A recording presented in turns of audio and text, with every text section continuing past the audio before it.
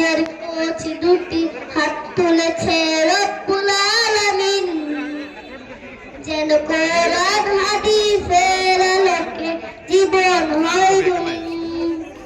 তুমি যে রহমানুর রহিম, তুমি যে রব্বুল আলামিন, তুমি যে রহমানুর রহিম, তুমি যে রব্বুল আলামিন।